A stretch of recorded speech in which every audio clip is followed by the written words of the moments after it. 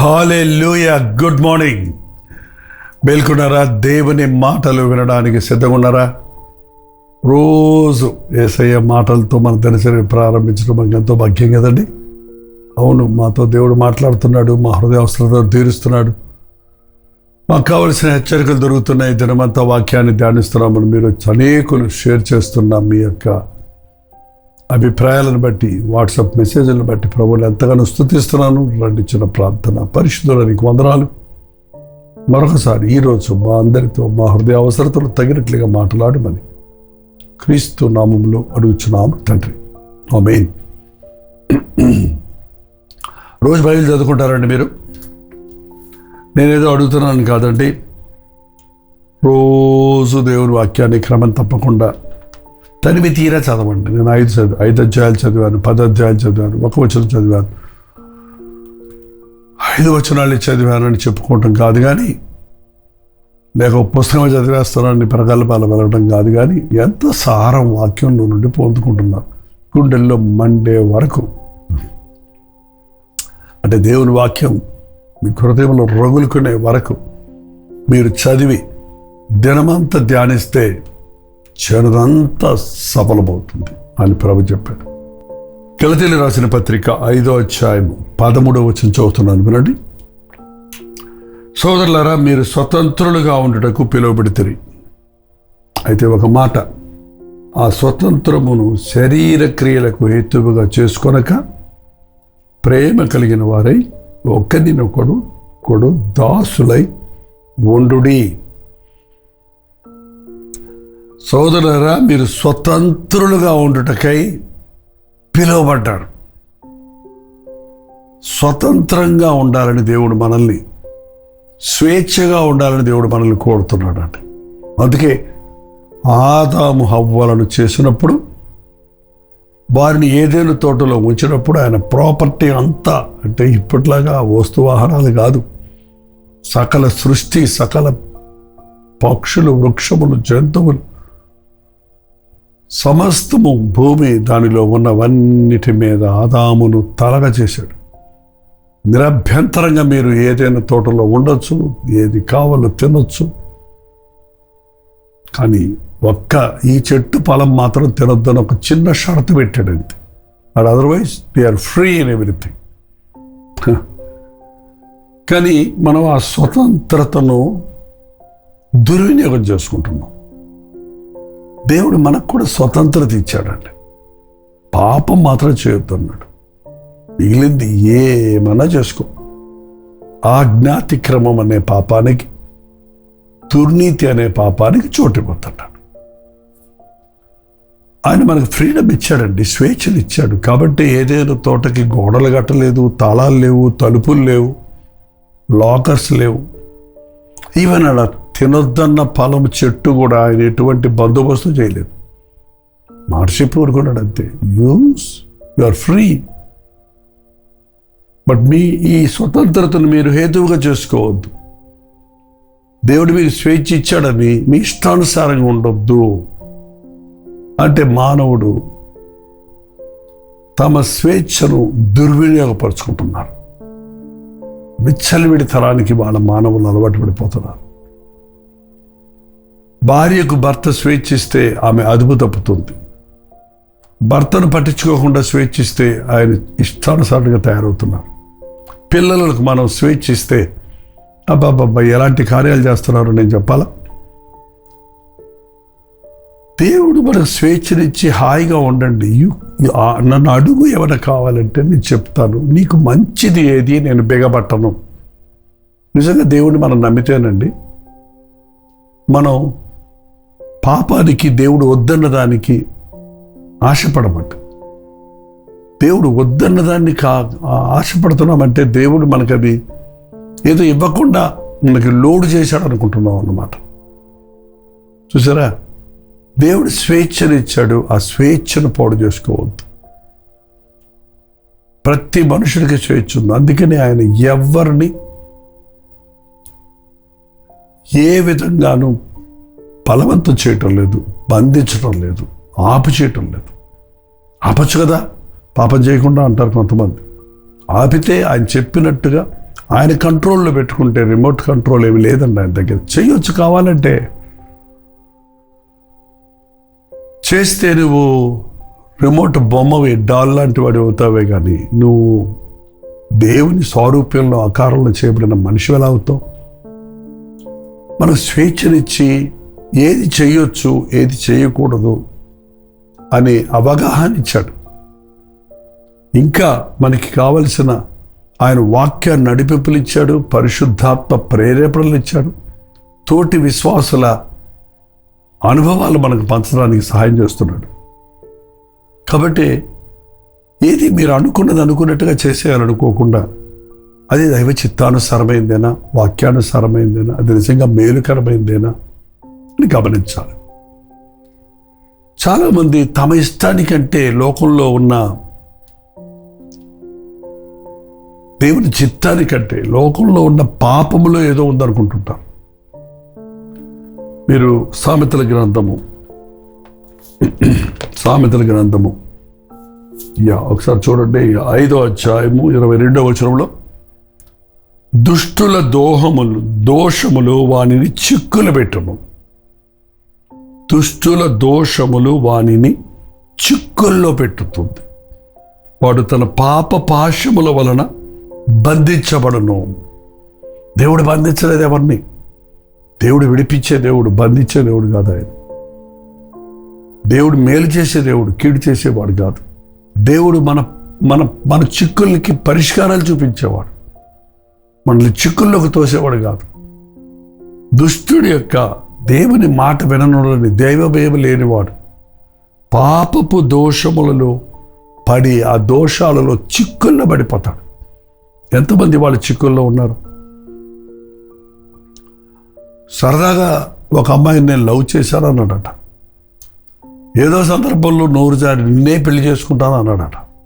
లేక నన్ను చేసుకుంటావా చేసుకోవా, లేకపోతే నేను ఆత్మహత్య చేసుకొని చచ్చిపోతానని బెదిరించి ఆమె శోధిస్తే అది ఎవరి చిత్తము ఎవరి ఇష్టము లేకుండా దేవుణ్ణి విశ్వాసి అయిన వాడు అవిశ్వాసిని దేవుని చిత్తానికి బయటికి పోయి తల్లిదండ్రులు కూడా చెప్పకుండా వివాహం చేసుకున్నాడు. చేసుకున్న కొన్ని రోజులకి తనకు బయటపడింది ఏంటంటే, తాను వివాహం చేసుకున్న అమ్మాయి ఒక వేశ్య. ఆమె ఒక వేశ్య, అనేకులకు తను బానిసైపోయింది. అపవిత్ర కార్యాలు చేసిన ఆమె ఆ యొక్క నడవడికలో ఉంది. ఆ తర్వాత అతను ఏడుస్తున్నాడు లబ్బో దిబో అని. ఆమె అనేకులతో తిరిగింది, అనేకులకు బిడ్డలు కానీ కూడా కని ఏంటేంటో చేసిన పరిస్థితుల్లో ఉన్న ఆమెను ఏదో మోహించానని నోరు జారి ఆమె చచ్చిపోతానంటుందని భయపడి ఆ చిక్కులో పడిపోయి వదలాలేక ఉండలేక నరకం అనిపిస్తున్నాడు. Don't give word. గబక్క నోరు జారకండి. అపవిత్రమైన వాటి కీడుగా కనిపించడానికి దూరంగా ఉండండి. పురుషులు స్త్రీలతో ఏం సంబంధం?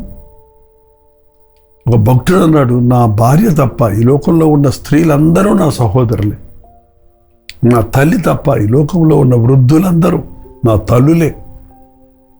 తల్లి వంటి వారే ఈమెను తల్లితో పాటు సమానం. కానీ భార్య ఒక్కతే శరీర కార్యాలకు కానీ తప్పైన ఆలోచనలకు కానీ నీ జీవితంలో మరో వ్యక్తికి చోటిచ్చిన రోజు నువ్వు బానిసమైపోతావు.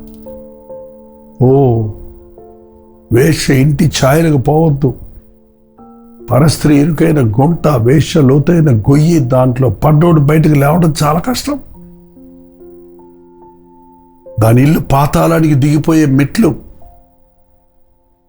దేవుడిచ్చిన స్వేచ్ఛను నిన్నెవరు అడగలేదని, నీ భర్త పట్టించుకోవటం లేదని, నీ తల్లిదండ్రులు పట్టించుకోవటం లేదని, నీ అన్నదమ్ములు అడగటం లేదని, నా ఇష్టం అంటూ నువ్వు ఎక్కడికి పడితే అక్కడికి వెళ్ళి ఎవరితో పడితే వాడితో ఏ సహవాసం స్నేహాలు చేస్తూ నీ జీవితాన్ని, నీ శరీరానికి ఒక నిబంధన లేకుండా, ఇది నా శరీరం దేవుని ఆలయం, దీన్ని నేను అపవిత్రపరుచుకున్న నీ దానియల్లా నిబంధన చేసుకోకుండా కళ్ళు ఆశించినవన్నీ పొందుకోవాలని, నోరాశించిందంతా తినాలని, శరీరేచ్ఛలని తీర్చుకోవాలని మనుషులు మృగాల కంటే హీన దశకి దిగజారిపోయి అందు నుంచి బయటపడలేక దుష్టుడి పాపములు వాడిని చిక్కులు పెట్టును, వాడు తన పాప పాశముల చేత బంధించబడిపోతాడు. ఒక దారం, సన్నటి దారం అంటూ చూశాడు. దారంతో నిన్ను కడతాను అంటే కట్టుకోరా అన్నాడంట. ఆ దారమే కదా తెంపేద్దామని రోజు వాడు దారంతో కడతనే ఉన్నాడు.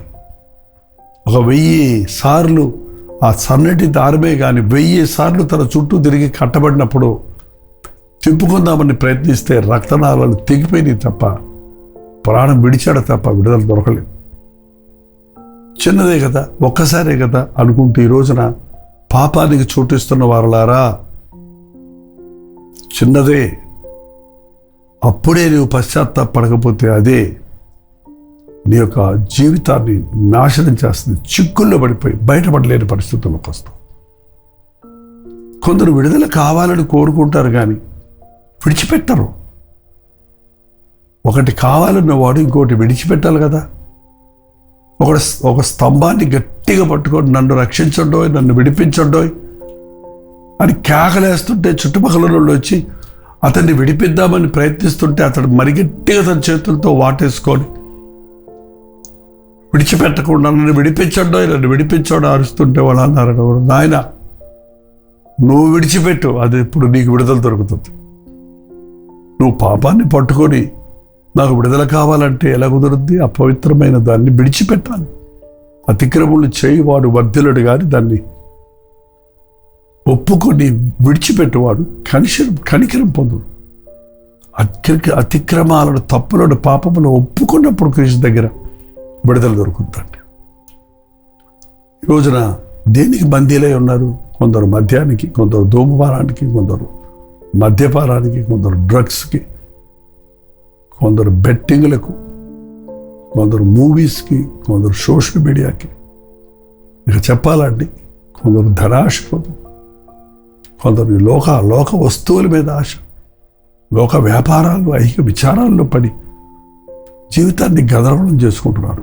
నువ్వు హాయిగా ఉండాలని, నువ్వు స్వేచ్ఛగా ఉండాలని ప్రభువు నిన్ను విడిపించడానికి కలువరి సిలువలో ప్రారంభించాడు. గలతీయులకు రాసిన పత్రిక 5వ అధ్యాయం 1వ వచనంలో ఈ స్వతంత్రం అనుగ్రహించి క్రీస్తు మనలను స్వతంత్రులుగా చేస్తున్నాడు. కాబట్టి క్రీస్తు మనల్ని స్వతంత్రులుగా చేశాడు.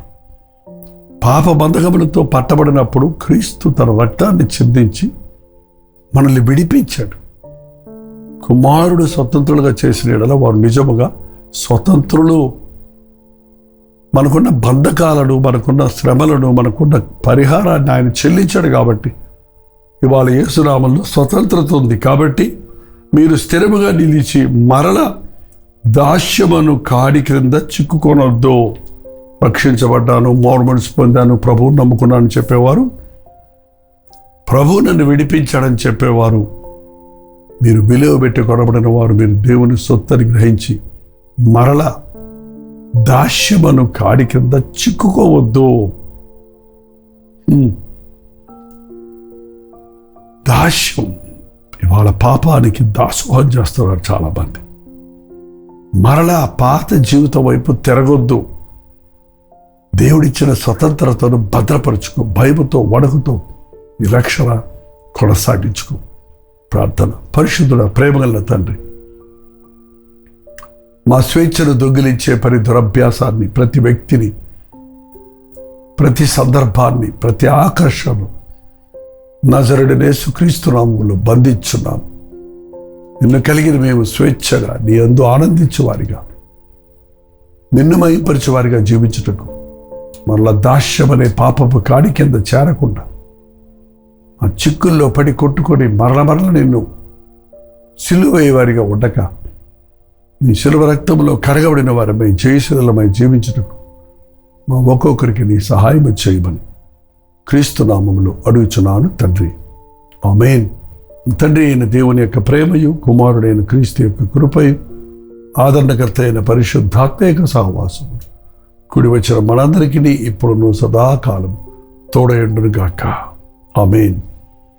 దేవుని స్తోత్రం. మీ ప్రార్థనా స్తోత్రాల భారాలు 9540 నెంబర్కి, మీరు ఇతర దేశాల్లో ఉంటే 9100 నెంబర్కి టెక్స్ట్ లేక వాయిస్ మెసేజ్ ద్వారా వాట్సాప్ పెట్టండి. అవన్నీ మేము పరిశీలిస్తున్నాం, మీకోసం ప్రార్థిస్తున్నాం. మీకు అందరికీ జవాబులు ఇవ్వలేకపోయినా మిమ్మల్ని ఎప్పుడు ప్రార్థనలు గుర్తుపెట్టుకుంటున్నాం. మీ ప్రైజ్ రిపోర్ట్స్ కూడా పంపించండి. మరింత ప్రోత్సాహకర ఈ పరిచయం చేయడానికి సహాయం చేయండి. సోషల్ మీడియాను, యూట్యూబ్ ఛానల్స్ను, ఫేస్బుక్, ట్విట్టర్, ఇన్స్టాగ్రామ్లో లైక్ చేయండి, షేర్ చేయండి. ఈ పరిచయంలో మీరు కూడా పాలిభాగస్తులు ఉండండి. తెలుగు, తమిళ, హిందీ, మలయాళం, బెంగాలీ, ఒరియా భాషల్లో ప్రసారమవుతున్న కల్వరి దర్శనం అనే టీవీ కార్యక్రమాలు కొనసాగించినట్లుగా ప్రభువును ప్రేరేపిస్తే మీ వంతు సహకారాన్ని అందించి ఈ పరిచయంలో కూడా మీరు సహకరించండి. మరిన్ని వివరాలు కావాలంటే 8939393939 అనే నెంబర్కి మీరు కాల్ చేయండి, లేకపోతే కింద ఇవ్వబడినటువంటి క్యూఆర్ కోడ్ను స్కాన్ చేసుకోండి. ప్రోచితమైన మధ్యాహ్నం 3 గంటలకు హెచ్చరిక, అలాగే రాత్రి 9 గంటలకు కల్వరి ప్రతిధ్వనులు. మళ్ళీ కలుసుకుందాం. అంతవరకు దేవుని మహాకృప మీకు తోడైన గాక.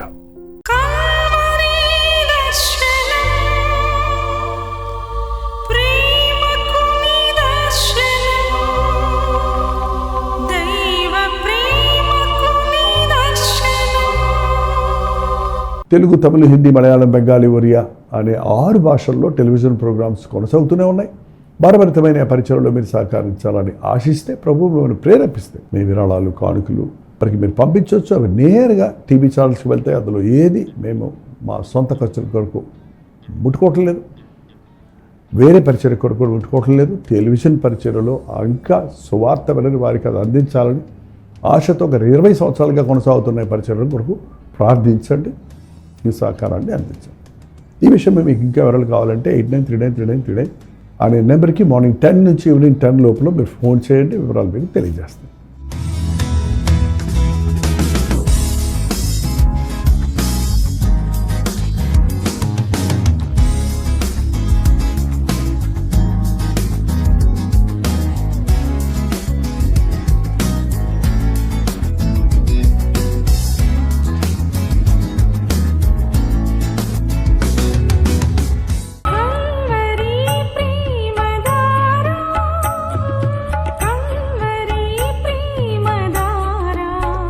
కల్వరి ప్రేమధార అనే మా ద్విమాస పత్రికను ఈ మధ్య త్రైమాస పత్రిక అంటే 3 నెలలకి ఒక్కసారి మాత్రమే ప్రింట్ చేయగలుగుతున్నాం. మరి గత 40 సంవత్సరాల పైబడి కొనసాగుతున్న ఈ పత్రికను ఆపు చేయటం ఇష్టం లేక దీన్ని త్రైమాస పత్రికగా మార్చున్నాం. మీరు కల్వరి ప్రేమధార పత్రికను చదువుతున్నారా? ఒక ఉచిత పత్రిక కావాలంటే ఇవ్వాలే మీ పేరు, చిరునామా, అడ్రస్తో పాటు ఇంటి నెంబర్తో పాటు క్లియర్గా పంపించండి. తప్పకుండా ఒక ఉచిత పత్రికను మీకు పంపిస్తాం.